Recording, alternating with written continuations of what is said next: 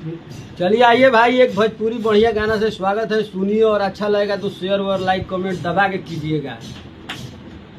हाय रे बोतलिया तोहर छेदिया कमाल बा, डूब गइले केतना लोगवा हमर बुरा हाल बा।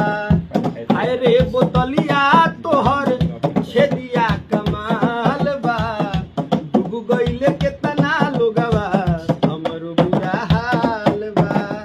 छूटे नाही छोड़ के क्रिया, छूटे नाही छोड़ के क्रिया, खैनी बेहिसाब रे, खैनी बेहिसाब रे।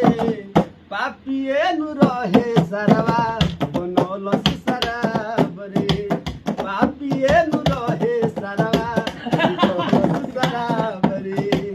हंसत खेलत जिंदगी के कैलस खराब रे, कैलस खराब रे। पापिए नु रहे सरवा